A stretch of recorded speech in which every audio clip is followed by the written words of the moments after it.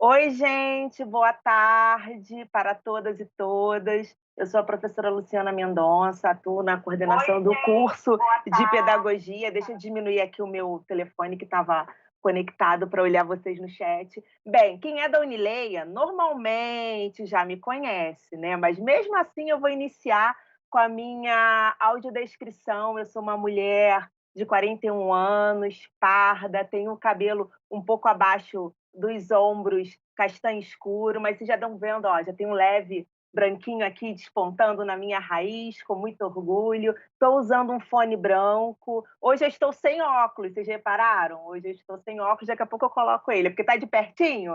Eu consigo olhar vocês assim de pertinho, hoje eu tirei o óculos. Estou com um batom rosinha e estou hoje com um fundo especial, um pouco mais coloridinho, com umas bolas rosas, comemorando os 17 anos da nossa Unileia, né? Eu vou fazer uma rápida apresentação da nossa semana para a gente ouvir a Ida, né? Porque a gente não está aqui só para ficar me escutando, porque vocês já me escutam várias vezes em vários encontros. Mas primeiro para agradecer a vocês que estão ativamente participando.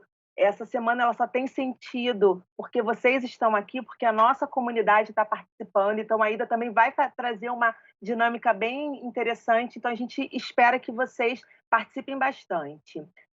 Ontem nós tivemos 2 encontros maravilhosos, com lições bem-sucedidas em 2 instituições, em 2 empresas.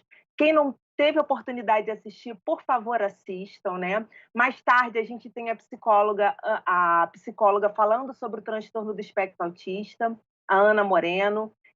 Quinta-feira, nós temos a nossa coordenadora do curso de História, compartilhando a experiência dela, né, atuando nos anos finais do ensino fundamental e ensino médio, junto com o professor Flávio, falando sobre práticas inclusivas. E na sexta-feira, Ida, a gente tem uma programação muito legal, que é uma professora nossa, a Denise, mas que ela também atua numa ONG há 14 anos, né, a ACT, que visa a promoção da saúde. E aí ela vai compartilhar com a gente todas as práticas, né, bem-sucedidas, desafios de ações afirmativas e ações para a diversidade dentro da ACT.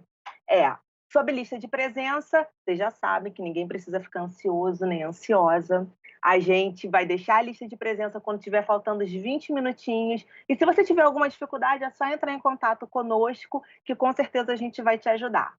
Eu já falei demais, porque hoje a nossa estrela do dia está aqui, maravilhosa. Vou passar a palavra para ela. Aida, muito obrigada, gratidão infinita por você estar com a gente nesse momento. Para a gente é uma honra estar com você, uma honra você representando o Instituto, e vou deixar a palavra com ela. Até logo, gente. Excelente tarde a todos, Lu, obrigada. Na verdade, a gratidão ela é toda minha. Quero, então, iniciar também fazendo a minha audiodescrição. Sou uma mulher de 38 anos, branca, com os cabelos grisalhos bem curtinhos. Estou no meu ambiente de trabalho, no meu escritório. Atrás de mim eu tenho algumas estantes com livros, os quais me acompanham todos os dias. Estou com uma blusa azul marinho, bem escura, com uma frase que eu amo, que é a frase slogan do nosso instituto. Está escrito assim, ó: "Um universo de possibilidades". Então, gente, eu vou começar compartilhando aqui a tela, para a gente poder iniciar esse bate-papo de hoje com todos vocês.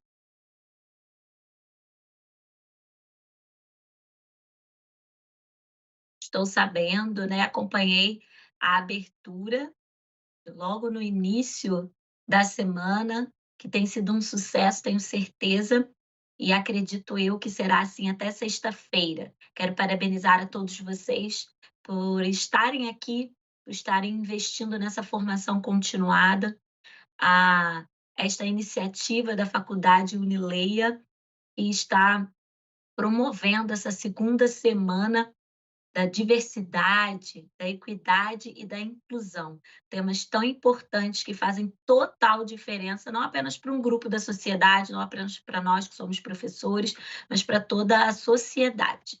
Então, hoje eu trago um tema para vocês e quero contar com a participação de todos, embora eu não esteja olhando, né, tendo acesso agora ao chat, mas a Lu vai estar me auxiliando, então eu vou contar com a participação de vocês aí pelo chat, tá ok? Para nós irmos fazendo algumas trocas durante a nossa apresentação. Hoje nós vamos falar um pouquinho sobre os benefícios da aba na prática inclusiva. Eu vou começar me apresentando, né, falando um pouquinho da minha formação. Eu sou pedagoga, sou também professora de língua portuguesa, sou especialista em educação especial inclusiva, atuo no ramo da educação há mais de 20 anos. Atualmente sou coordenadora geral do Colégio Laura Matos, um colégio que fica aqui no Rio de Janeiro, e também atuo como coordenadora do Instituto Universo Aba, pelo qual, né, eu estou aqui e a quem estou representando. Então, eu queria falar um pouquinho sobre esse instituto para que vocês possam compreender o motivo desse tema que nós trouxemos para conversar com vocês hoje, tá? O instituto ele nasce justamente da união da experiência de mais de 25 anos da educação, com mais de 10 anos no ramo terapêutico e clínico. Então, nós entendemos a necessidade de unir a todo o saber e experiência que nós produzimos e queremos, então, capacitar todas as pessoas que lidam diretamente com esse mundo neurodiverso. Então, nós vamos estar aqui falando sobre essa capacitação de pais, de cuidadores, professores, terapeutas. Toda a esfera da sociedade precisa estar preparada para receber todas as pessoas, porque o direito, como nós estudamos aí, né, na nossa primeira aula da segunda-feira, que foi a abertura dessa semana, falamos justamente sobre isso, sobre o direito a quê? A ser cidadão de direito, a poder frequentar lugares de lazer, lugares de educação, a poder ter direito ao emprego, a ser quem literalmente você é. Então, o Instituto ele entende a importância, a urgência de capacitar pessoas para impulsionar esse processo de inclusão. Daí, então, nós estamos atuando, né, em todas as esferas, trazendo capacitação através de teoria, porque boa intenção não é suficiente, mas também trazendo muita prática, porque teoria sem prática, ela não produz frutos, ela não nos dá resultados. Então, nossa metodologia, nossa forma de ensino é justamente essa, associar uma teoria de qualidade a uma prática de excelência. E assim nós temos atuado e por isso estamos aqui hoje para compartilhar um pouquinho com vocês sobre o que nós estamos fazendo. Então, para a gente começar, a primeira coisa que a gente vai falar é sobre o que é inclusão. Eu vou desafiar você a colocar aí no chat, e a Lu depois vai passar para mim, qual é a primeira palavra que vem na sua mente quando você escuta falar sobre inclusão? O que é inclusão para você? Coloca aí no chat. Lu, pode compartilhar comigo algumas Pode das deixar, tô aqui respostas. atento. E aí você vai colocar o que é inclusão? Para mim, inclusão é acolhimento, inclusão. Quando eu penso em inclusão, eu penso em desafio. O que você pensa? O que vem à sua mente quando nós falamos sobre inclusão? Coloca aí para gente. Tem alguma resposta, Lu?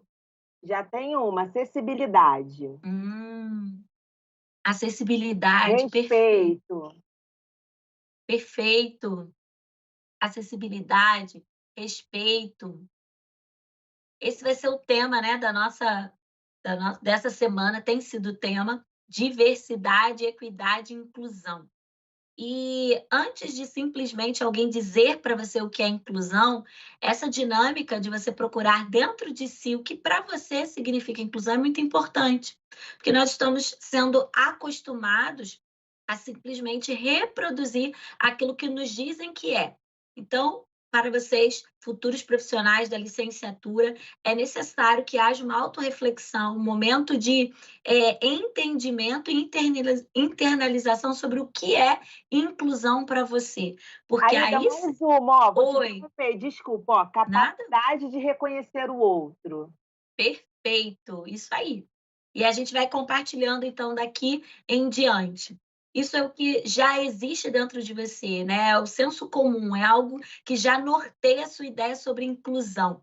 Mas nós temos compreendido que, como profissionais que somos, não podemos ser orientados apenas pelo senso comum, não podemos ser orientados simplesmente por aquilo que pensamos, mas precisamos nos apropriar, né, de uma definição real e trazer isso, né, aliás, uma definição ideal, porque a gente sabe que a maior parte das definições são ideais, e trazer isso para o campo real. Então, quando a gente fala de inclusão, e aqui eu vou me ater toda a minha apresentação à inclusão escolar, a inclusão ela está relacionada, primeiramente, ao acesso e, então, à permanência dos cidadãos na escola, independente da sua condição física, intelectual ou necessidade especial.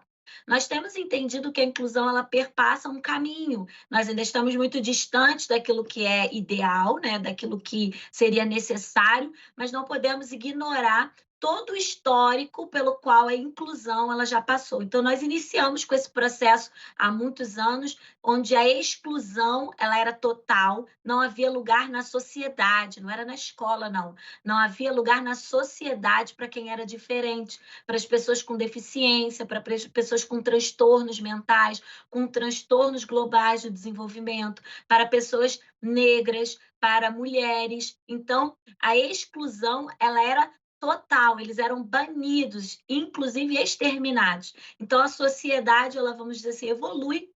E aí nós chegamos ao segundo ponto desse caminho, que é a segregação, onde elas até podem existir, as pessoas diferentes podem até coexistir com as iguais. No entanto, elas precisavam ter um espaço apenas delas, né? Eram as escolas especiais, os clubes especiais, eram locais específicos para pessoas que eram diferentes, portadores de deficiência ou portadores de de algum transtorno. A gente prossegue, né, nesse caminho de transição, então nós chegamos àquilo que a gente chama de inserção.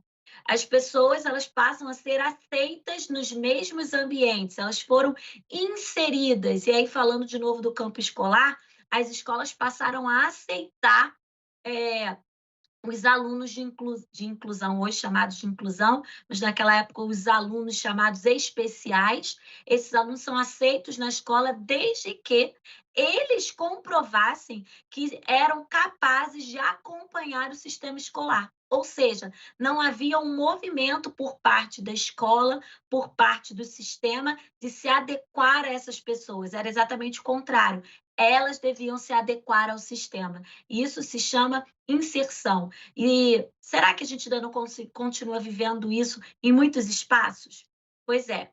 Então, a gente chega ao desafio e ao conceito de inclusão, que não ignora esses processos já vivenciados, mas que aponta um caminho ainda mais excelente e desafiador.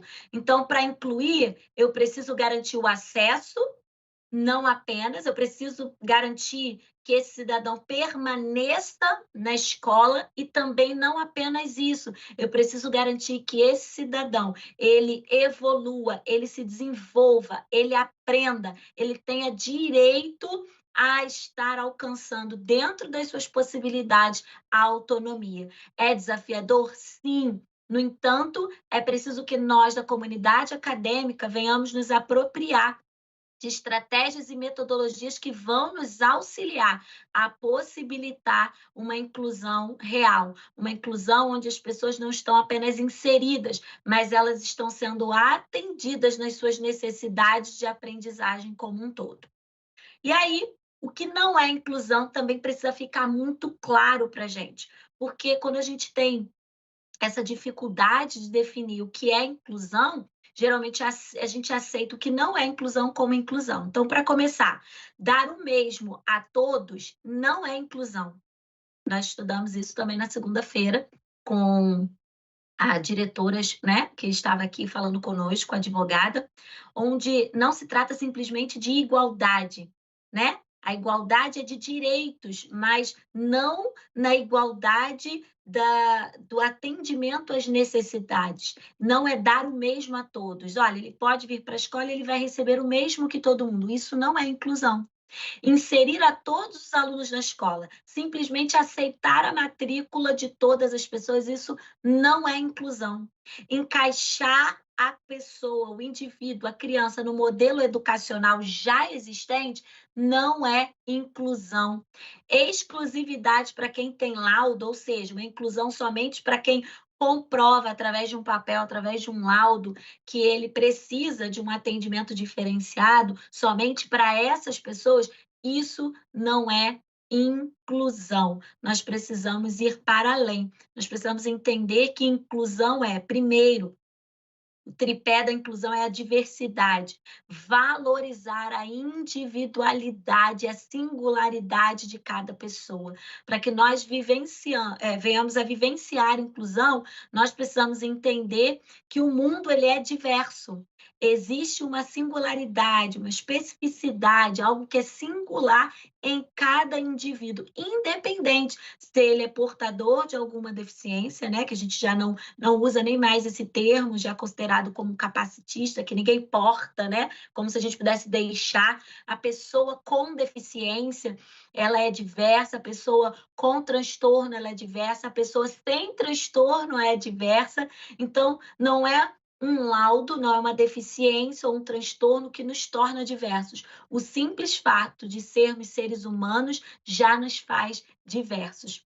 Um outro tripé, né? um outro passo aí para a inclusão é a acessibilidade. Acessibilidade no sentido de que nós precisamos estar eliminando as barreiras e garantir que todos possam participar de forma plena, sem restrições. Então, quando a gente fala sobre acessibilidade, é fácil todos pensarem sobre acessibilidade no quesito de estrutura. Então, eu preciso de um elevador, eu preciso de uma rampa, mas nós precisamos ir além. A acessibilidade fala sobre, por exemplo, nós temos um intérprete de Libras dentro das salas.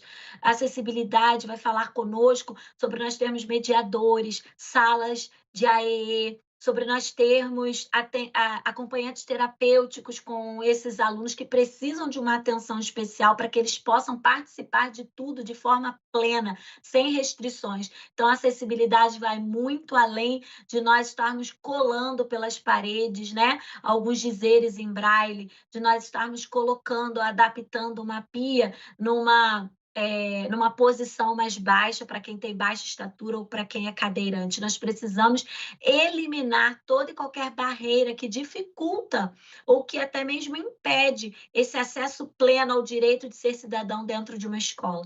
E aí a gente chega no último pilar que eu queria trazer hoje, que é a equidade. A equidade que vai falar, que vai assegurar as mesmas oportunidades, não, que vai assegurar as oportunidades necessárias para que todos aprendam. E aí a gente vai além do sentido de igualdade, a gente vai brigar, né, por aquilo que envolve igualdade e justiça. O que é que aquela pessoa precisa para ter o mesmo, então, direito de aprendizagem. Cada pessoa é única e vai precisar ser levada em consideração nesse processo de inclusão. E é aí que entra a aba. É aí que entra a análise do comportamento aplicada. Que é a aba, Ida? Vamos conversar um pouquinho sobre isso? Então, a análise do comportamento aplicada é uma ciência, então começa por aí. A aba não é método, a aba não se trata de eu trazer aqui para vocês uma receita de bolo, um passo a passo. Essa é a diferença entre método e ciência. A ciência ela é viva, ela é constante, ela precisa ser testada, evidenciada e comprovada. E o método, ele é aquela caixinha, né? São aqueles tópicos. Olha, faça isso, isso e isso, e o resultado será esse. Quem dera se nós tivéssemos essa receita de bolo. ABA não é método, ABA é ciência. E ela, então, busca constantemente, como ciência, então, ela passa constantemente por mudanças, por modificações. Se nós formos estudar o início da ABA, nós vamos ver o quanto ela, lá no seu início, de longe nós pensávamos em aplicar aba, né, era uma coisa considerada negativa, mas quando nós pensamos na aba contemporânea, numa aba compassiva, numa aba que está envolvendo empatia, assentimento, compaixão, nós vamos ver e compreender que a aba, ela leva em consideração a relação do indivíduo com o seu ambiente, do indivíduo com o meio. E aí, essa relação do indivíduo com o meio vai gerar comportamentos, e comportamento vai ser justamente o objeto de análise, de estudo desta ciência. Na fundamentação teórica, a análise do comportamento, também conhecida como behaviorismo radical, né? Ela tem como principal mentor Skinner, e essa palavra behaviorismo, ela é originada do inglês behavior, que significa comportamento. E como eu acabei de falar, é o comportamento que é a base do estudo dessa ciência. Então, para a aba, gente, tudo é comportamento. Tudo que o ser humano emite, toda ação, tudo que você consegue enxergar na ação do outro é comportamento. E esse comportamento, ele está diretamente relacionado com o ambiente em que ele vive. O comportamento emitido por um indivíduo está diretamente ligado ao ambiente onde ele está. Então, vamos parar agora para pensar um pouquinho sobre inclusão, comportamento e ambiente. Se o meu comportamento ele está diretamente ligado ao ambiente onde eu estou, para e pensa. Se esse meio, se esse ambiente me acolhe, me estimula, me insere, me aceita, me impulsiona, logo, que tipo de comportamento você acha que será emitido como resposta por esse indivíduo? Mesmo diante de todas as suas dificuldades, de todas as suas limitações, imagina um ambiente que estimula, um ambiente que agrega. Mas também quero te convidar a pensar o contrário.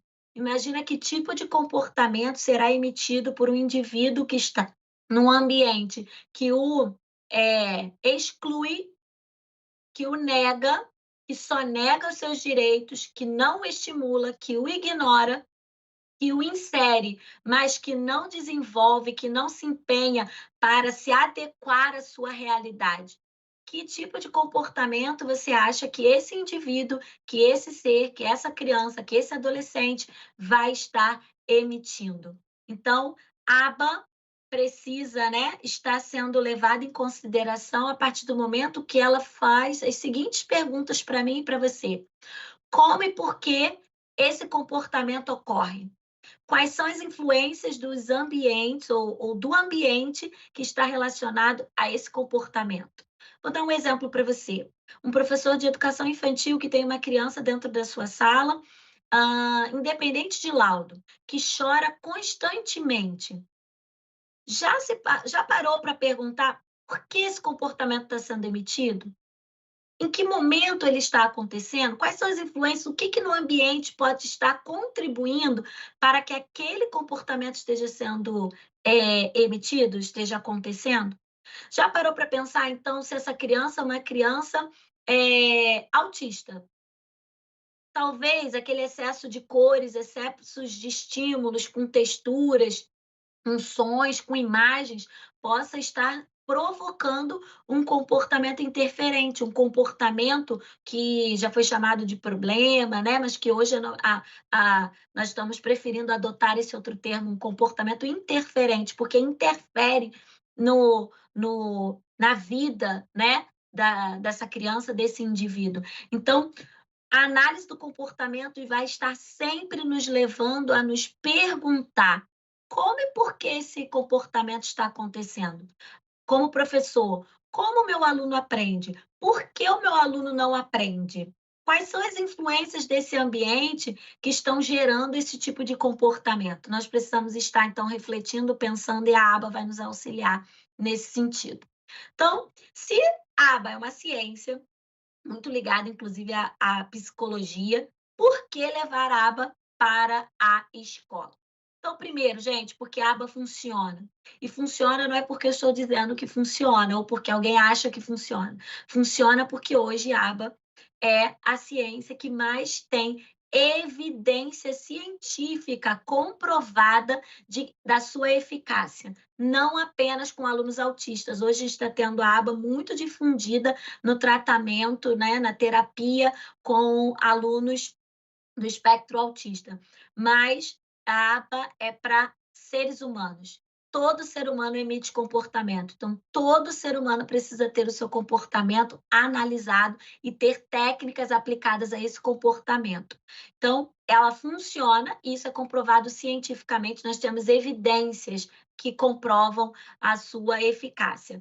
A aba ela auxilia na melhora da aprendizagem. Por quê? Porque ela parte do princípio que toda criança, todo indivíduo é capaz de aprender. Gente, independente do seu transtorno, da sua dificuldade, não importa se ele tem dislexia, se ele tem deficiência intelectual, se ele tem algum outro transtorno global do desenvolvimento, se paralisia, todo ser é capaz de aprender. E a aba investe nisso e respeita o direito da aprendizagem desse indivíduo, levando em consideração quais são as suas habilidades, quais são as suas limitações, e a partir daí nós criamos então as intervenções para que essa criança esteja aprendendo. Então, sim, a aba é para estar na escola. Inclusive, nos Estados Unidos, todas as escolas trabalham pautadas na ciência aba.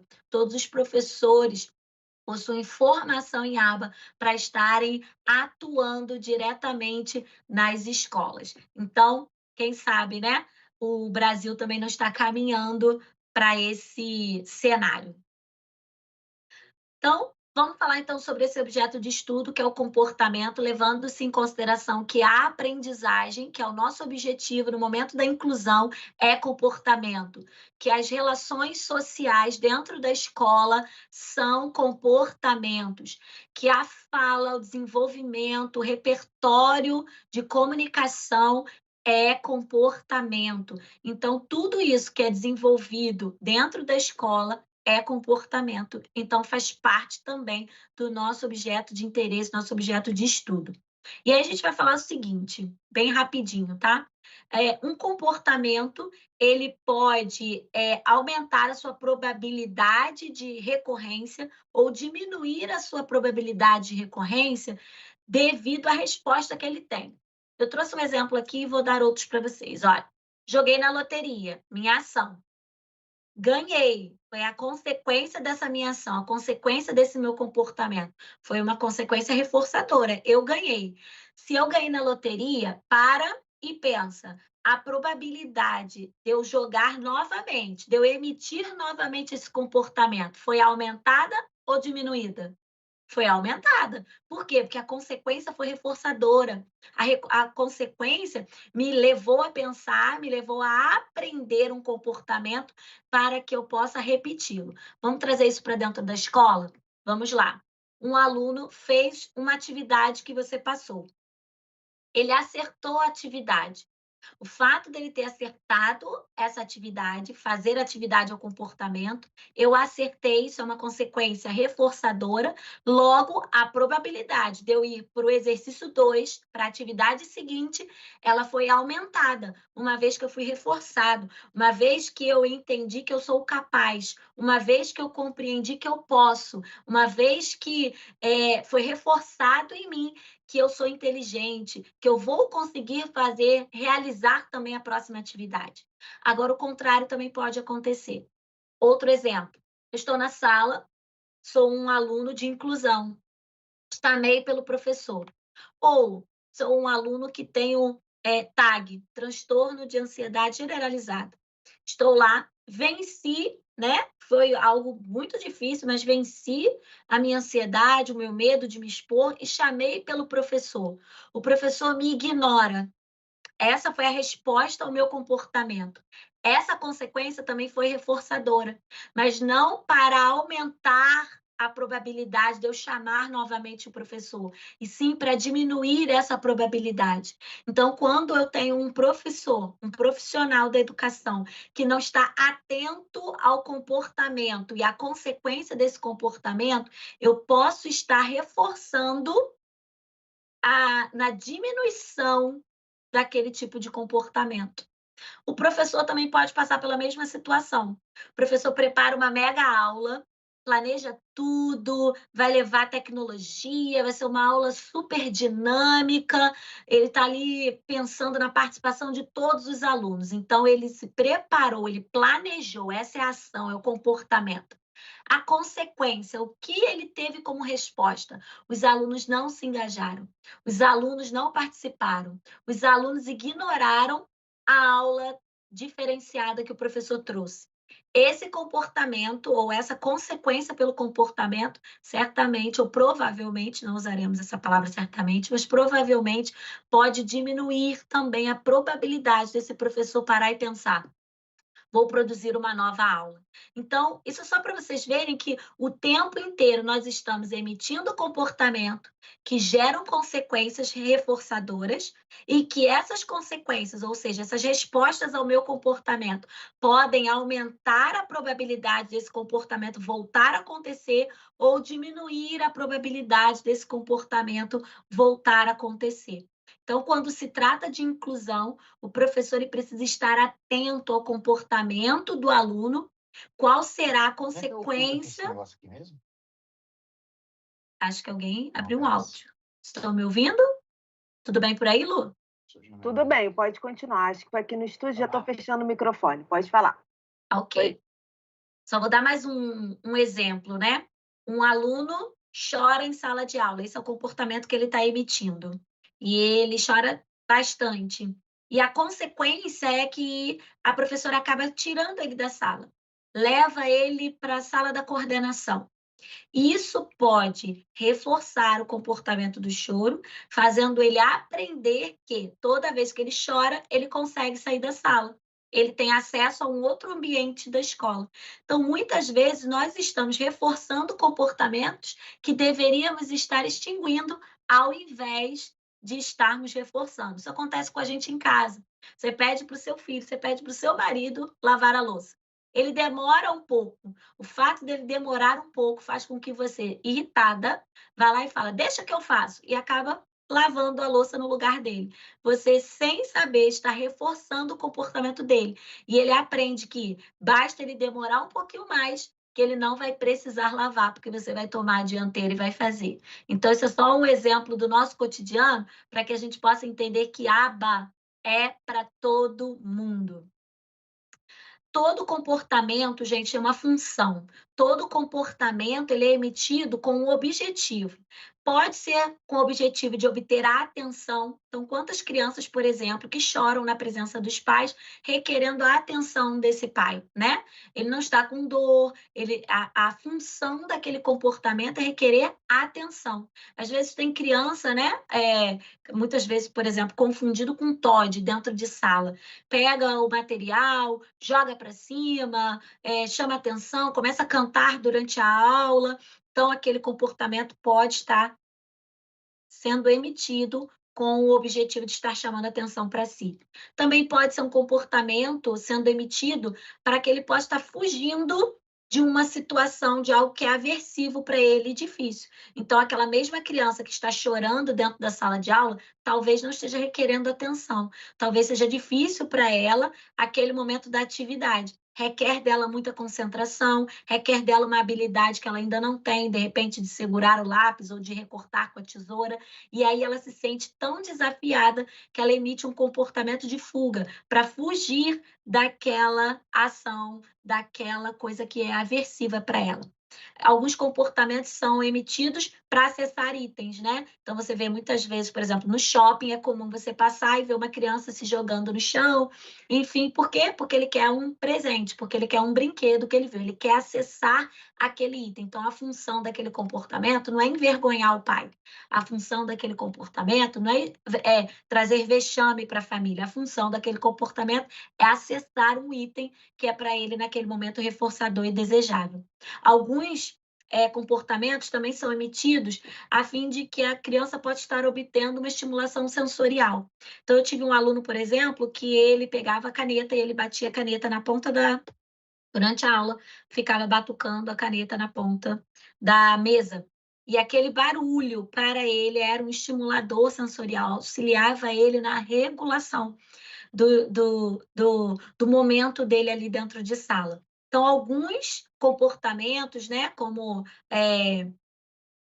pular, girar em torno de si mesmo, alguns comportamentos são de objetivos sensoriais para autorregulação, e é importante que esse professor esteja identificando qual é a função daquele comportamento.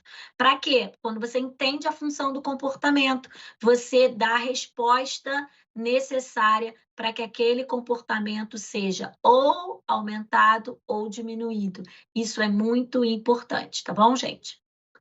A aba ela vai trazer para a gente algumas estratégias, eu vou passar bem rapidinho por elas, porque eu quero ir para a próxima, que vai trazer algumas coisas práticas, né? A gente sabe que tem muita gente aqui já em época de estágio, que já está acompanhando alguns alunos, inclusive de inclusão, né, nas escolas. Então, eu quero trazer algumas coisas práticas da aplicação de estratégia de aba para vocês, tá? Então, a primeira estratégia é a análise funcional, que a gente acabou de passar por aí, identificar por que daquele comportamento estar acontecendo, como ele pode ser mudado e ensinar um novo comportamento. Gente, não adianta você simplesmente dizer para a criança, não pode. Você sinalizou, mas você não substituiu, você não ensinou um novo comportamento para substituir aquele que é indesejado, que é interferente, que é, naquele momento, não é adequado ao ambiente, ao local. Então, entender o comportamento vai trazer para você a possibilidade de compreensão de como ele pode ser mudado e ensinar um novo comportamento para substituir. Tem criança, por exemplo, que não fala. Você está dentro da sala, a sua criança ela é não verbal, ou ela tem apraxia da fala. Enfim, ela não fala, ela não consegue comunicar o que ela deseja, e aí sabe o que ela faz? Ela bate. Ela vai na professora, ela bate. Ela vai na professora, ela puxa a roupa da professora.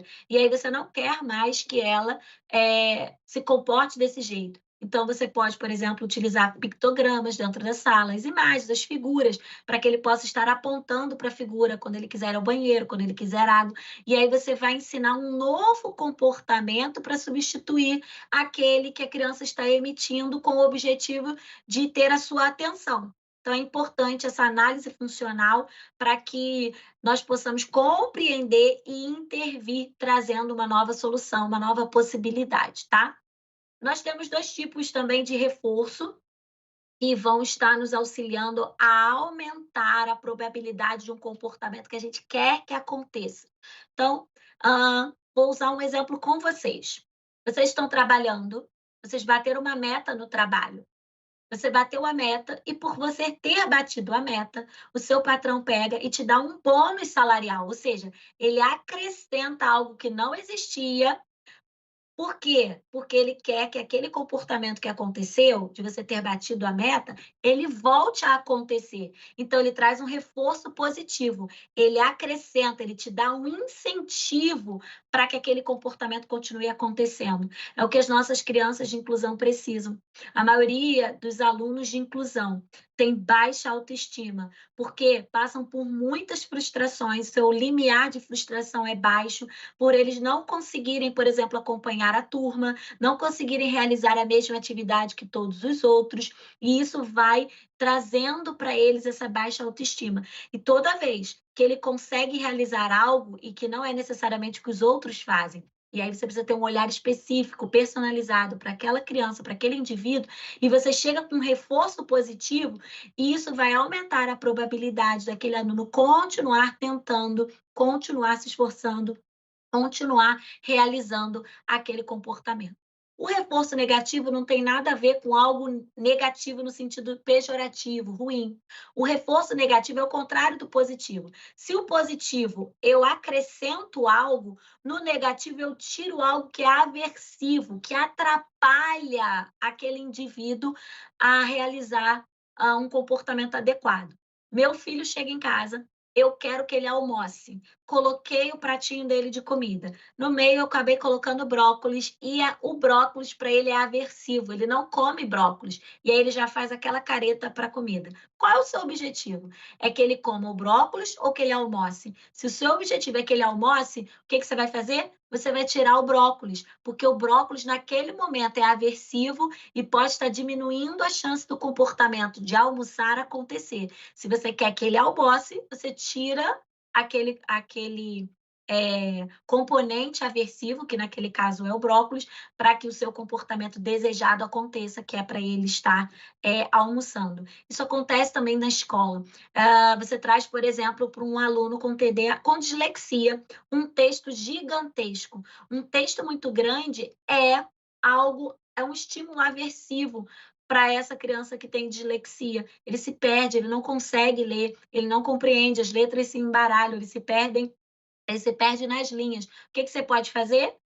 Você não quer que ele leia? Esse é o seu objetivo? Esse é o comportamento que você quer que ele imita? Então, você vai tirar esse estímulo aversivo, que é o texto muito grande, e vai colocar, né, vai dar ali para ele, vai substituir por um texto menor, por um texto mais sucinto, por um texto mais objetivo, né, sem tantas linguagens figurativas, para que ele possa conseguir emitir o comportamento que você quer que se repita, que é uma leitura adequada.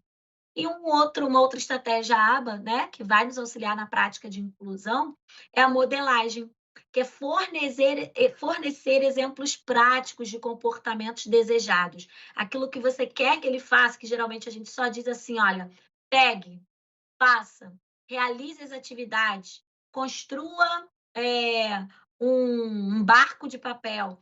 Então, nós vamos não simplesmente dar o comando, mas nós vamos estar modelando como ele deve estar realizando aquela atividade. Quando a gente trabalha, por exemplo, com as crianças na alfabetização, você está ensinando para eles a parte fonética, você está trabalhando com os sons, você está sempre direcionado, está de frente para aquela criança, modelando o som.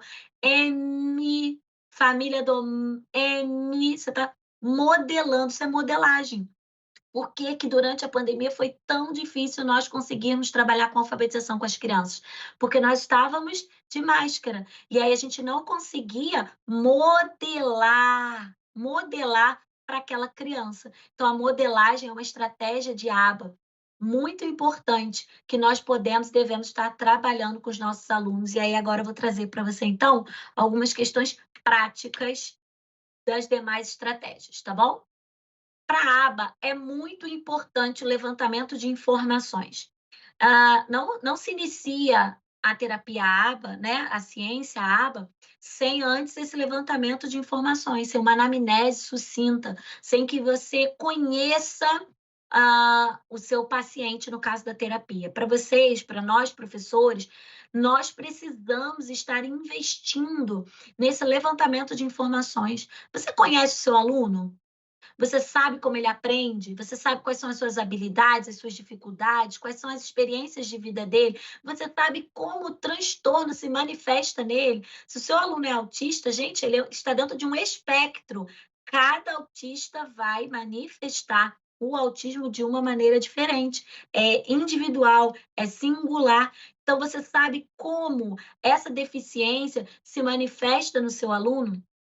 E aí eu trago alguns exemplos, né, para que vocês façam um levantamento, um inventário, elabore uma entrevista, uma roda de conversa, um vídeo com uma autodescrição. Olha, gente, a atividade para vocês será essa. Vocês vão fazer uma autodescrição, um vídeo onde vocês vão falar do que vocês mais gostam, os filmes que vocês curtem, o gênero musical que vocês que é do gosto de vocês, do que vocês não gostam, quais são os medos de vocês. Isso eu estou falando, né, para alunos maiores, mas que você pode estar fazendo numa entrevista com seus alunos menores também. Geralmente, essa anamnese ela é feita pelos coordenadores, mas o professor precisa, dentro de sala de aula, ter informações suficientes para estar atuando com os seus alunos, seja ele de inclusão ou não, tá, gente? torne-se um reforçador. Em aba, a gente fala muito sobre pareamento. É o processo de construção de relacionamento entre o indivíduo e o terapeuta. Então, o terapeuta, ele se torna uma figura reforçadora. A criança, ela precisa desejar estar na terapia, desejar estar com aquela pessoa, e a mesma coisa tem que ser com a escola. A criança, ela precisa estar estimulada, ela precisa querer estar na escola. O ambiente da escola tem que ser reforçador. O ambiente de sala de aula tem que ser um ambiente de pareamento, né? Precisa ser um ambiente de relacionamento pessoal. E o que a gente vê muito nos casos de inclusão é que esses alunos estão sempre com essa porta do jeito que está aí, ó, fechada, né? Sofrendo bullying, sendo excluídos, segregados dentro das salas de aula, sem que haja essa construção de vínculo, de relacionamento, seja por parte dos professores, dos próprios colegas, né? Dos pares em si. Então, o indivíduo ele precisa querer estar naquele momento, naquele ambiente, com aquelas pessoas, e nós precisamos estar dando esse primeiro passo de nos tornar essas pessoas reforçadoras. Quem aqui não tem aquele professor, gente, que você adora, mesmo não gostando daquela aula, mesmo tendo muita dificuldade naquela disciplina, mas você não perde aquela aula, porque aquele professor ele é reforçador.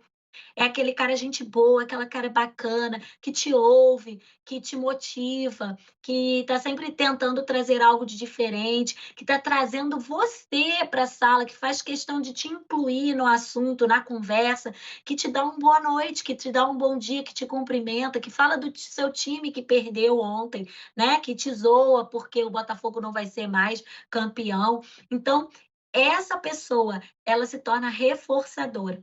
Eu tenho um, certamente na sua memória você também tem alguém, e nós, enquanto educadores, precisamos trabalhar para sermos, para nos tornarmos também um reforçador para esse indivíduo.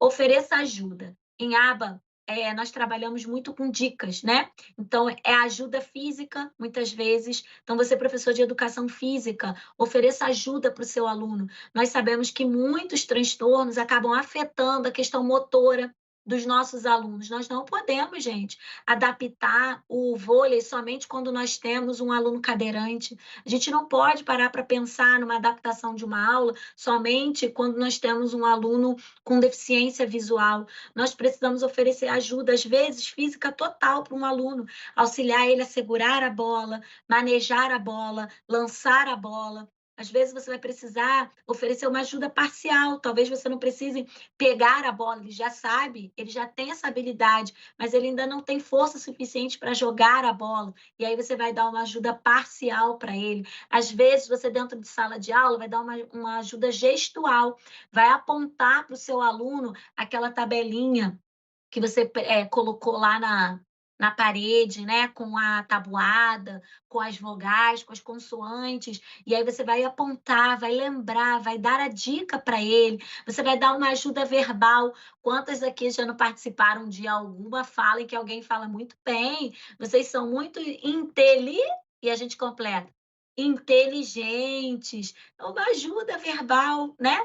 Então, a ajuda precisa fazer parte do processo de inclusão, assim como faz parte do processo terapêutico de aba. Sempre que necessário for e de acordo com a necessidade do aluno. Não é a ajuda que você quer dar, não é a ajuda que você acha que ele precisa, mas é a ajuda que ele vai estar demonstrando para você que ele necessita. Tenha um plano dentro da escola.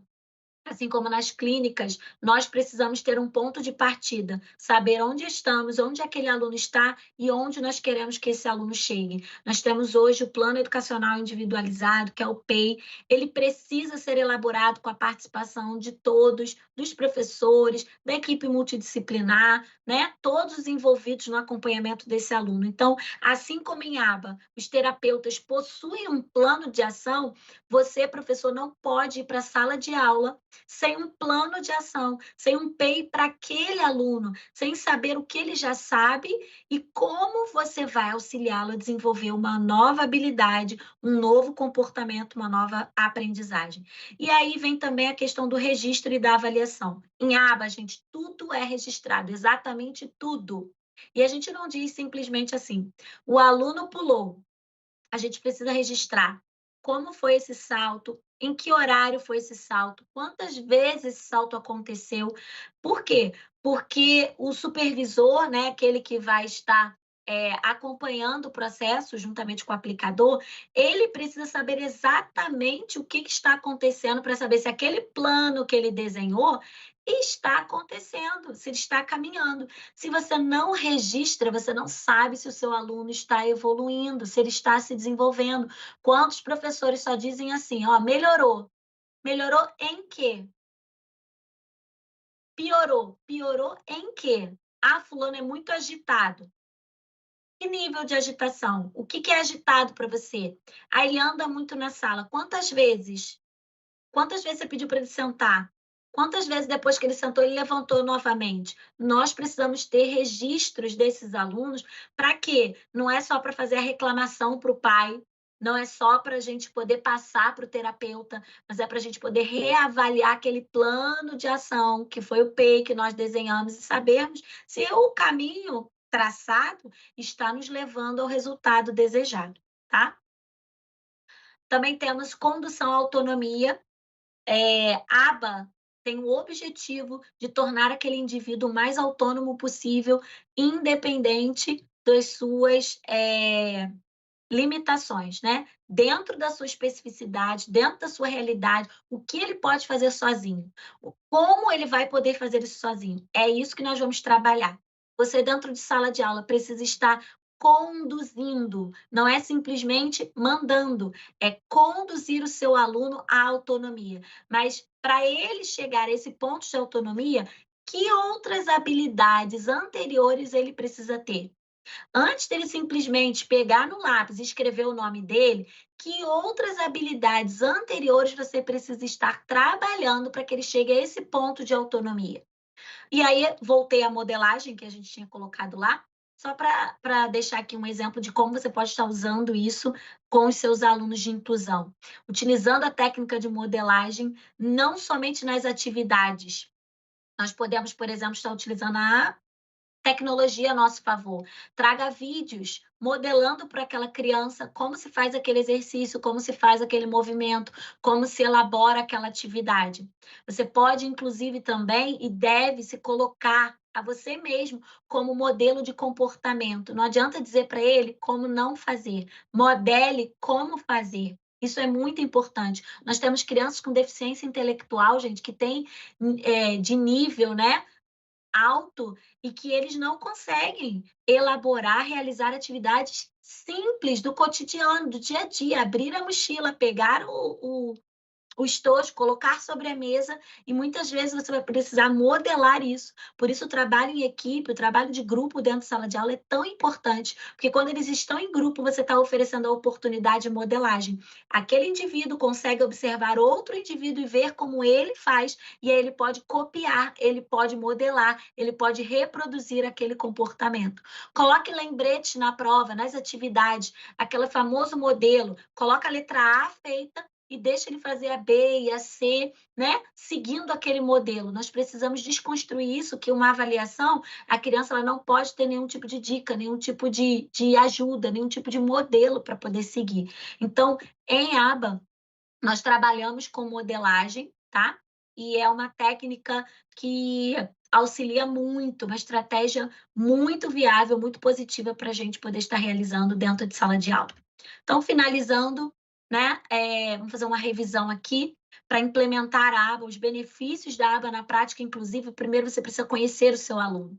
Não tem como você simplesmente assistir um vídeo na internet, pegar uma estratégia e achar que vai dar certo com o seu aluno se você não conhece o seu aluno. Ah, se ele fizer, eu vou dar uma massinha. De repente, aquele aluno tem uma alta sensibilidade à textura daquela massinha, mas você não conhece e aí você dá. E aí você tem um comportamento inesperado. Aquela criança tem uma crise. Por quê? Porque ao tocar, ela foi extremamente estimulada por aquela textura. Então, conhecer o seu aluno é o primeiro passo. Saiba quem ele é, como ele aprende. Ele é sinestésico? Ele é um aluno, por exemplo, com TDAH, geralmente ele é sinestésico. Ele aprende com a mão na massa. Ele é aquele aluno que gosta das aulas com experiência. Ele é aquele aluno que gosta do movimento, que gosta das dinâmicas. Como o meu aluno aprende, né? Então, eu preciso ter essa informação para eu poder elaborar um plano de intervenção.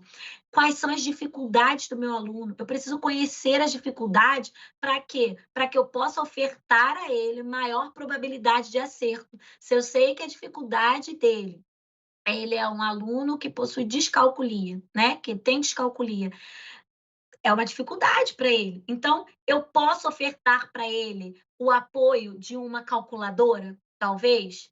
Eu posso ofertar para ele o apoio de uma tabuada impressa, talvez? Então, quando eu entendo a dificuldade, eu consigo trazer o suporte necessário para que aquele aluno possa estar se desenvolvendo. Não identifique somente as dificuldades, trabalhe as habilidades, valorize as habilidades dos seus alunos, valorize aquilo que ele já sabe, traga reforço positivo sobre tudo aquilo que ele já sabe.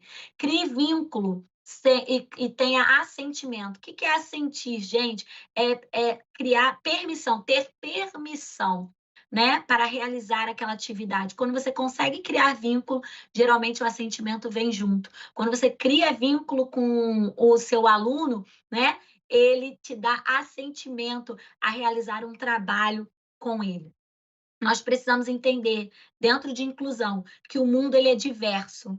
Ele é diverso e neurodiverso, que a inclusão não faz parte de um processo, não pode se limitar a essa semana que nós estamos fazendo aqui. Ela é um processo, aliás, ela não faz parte de ações pontuais, né? Não é essa semana, não é um curso somente que você faz. A formação continuada, ela é super importante e ela vai fazer parte do processo, né? Sem romantizar, a gente sabe dos vários desafios que a inclusão ela traz para nós. Mas quando a gente entende que eu não preciso esgotar tudo naquela série, esgotar tudo naquela atividade, esgotar tudo com aquela técnica, eu compreendo que eu estou fazendo parte de um processo e eu celebro cada resultado obtido. É preciso que nós venhamos descobrir as potencialidades e as habilidades e não só os limites. E é muito infelizmente, quando se fala de inclusão, muitos só pensam nos limites. As pessoas esquecem, por exemplo, que alguém superdotado, com altas habilidades, ele é um aluno de inclusão. Ele está acima da média e ele precisa também ter as suas necessidades atendidas. Então, não é só sobre limitação, é sobre habilidade, sobre potencialidade, porque todos nós temos. Para terminar, eu deixo aqui uma frase, né, para vocês que eu gosto muito, do Ivar, que fala: se eles não aprendem como nós ensinamos da maneira como eles aprendem. Então, isso é inclusão. Não é simplesmente trazê-los para o nosso meio, mas é adaptar o nosso meio para recebê-los e dar a eles o que é necessário para que eles aprendam. E aí nós vamos, assim, descobrir o slogan, né, que nós temos no nosso instituto, que a educação, a inclusão, ela traz para a gente um universo de possibilidades. E o Instituto Universo ABA agradece de coração estar aqui compartilhando um pouquinho sobre os benefícios da aba na prática inclusiva com vocês, tá bom? Eu vou encerrar aqui o compartilhamento. Ô, Aida, ó, muitas palmas. Primeiro que tá todo mundo aqui apaixonado, já pediram a segunda temporada com você, que uma tarde só com você Não não é dá. suficiente, não é. Tô aqui, assim, feliz, arrepiada por perceber, primeiro por estar com você, por você ter compartilhado, né, com tanta sensibilidade, ao mesmo tempo à luz da ciência, tantas estratégias. Eu sei que a gente já superou um pouco o tempo, estúdio, mas 10 minutinhos só porque tem tanta pergunta aqui legal, mas algumas eu preciso pensar para trazê-las. Então, assim, a gente tem gente do Brasil inteiro, os nossos coordenadores de cursos, nossos alunos, professores convidados, com certeza os seus parceiros do Instituto e do Colégio Laura Matos também estão aqui e está todo mundo encantado. E aí vieram algumas perguntas bem interessantes, que aí eu gostaria muito de ouvir você, olha só, e a galera que está aqui também. Quando falamos em... Não, peraí, deixa eu pegar da Delma primeiro. Existem cursos para habilitar o professor no universo da aba? Quanto tempo, mais ou menos, seria necessário para que esse professor esteja bem habilitado a utilizar a aba? Eu vou pegar mais uma pergunta, porque eu acho que dá para complementar. Aí a Fernanda falou assim: poxa, tenho visto muitas ofertas de cursos de especialização em aba nas redes sociais. Quais cuidados e atenção precisamos ter ao fazer uma escolha para essa formação? Perfeito. Então vamos lá, gente. Como eu falei, a gente nasceu, né? A gente tem a experiência do chão da escola e da clínica. Então, o que que acontece? A gente sabe exatamente o que vocês passam dentro de sala de aula, porque é o que a gente passa aqui também, a gente sabe desse desafio. E a gente sabe o quanto é importante termos profissionais capacitados. Então, para começar, quando a gente fala sobre aba, né? Para conhecer a aba, no nosso curso a gente tem uma trilha, né, de aprendizagem. E a gente tem aí uma associação, teoria e prática. Então, todos os nossos cursos, a nossa metodologia é essa. Você tem a teoria e você tem a prática, a mão na massa, o aprender a fazer. Como é que eu vou colocar? E aí eu trouxe um pouquinho disso através das estratégias, né? Fiz questão de trazer para vocês um pouquinho da nossa metodologia. Não adianta eu trazer só a teoria, não adianta eu ficar só falando aqui sobre o histórico da aba, se eu não mostrar para vocês como eu posso efetivamente aplicar essa ciência dentro da minha sala, com intencionalidade. Então, a gente começa aí pelo acompanhante terapêutico, os nossos professores, né, podem estar fazendo o curso de acompanhante terapêutico, o nosso curso, por exemplo, e aí a diferença aí que alguém perguntou, né, sobre o cuidado, justamente esse o cuidado, gente. Se o curso não tiver prática, ele não vai te ajudar.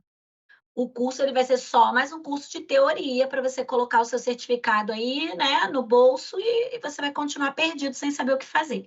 Então, nós temos o curso de acompanhante terapêutico, nós temos o curso de aplicador ABA, que são profissionais, né, cursos livres de 3 meses, eles atuam, né, de forma clínica terapêutica e o professor, como eu posso? Você vai trazer todo o conhecimento à aba e aplicá-lo dentro de sala de aula, não como terapeuta, não como aplicador aba. Você vai fazer o que eu fiz aqui. Você vai pegar as estratégias e vai adaptar à sua realidade de sala de aula, tá bom? Uma outra coisa também muito importante e que a gente oferece também é o aba na prática inclusiva.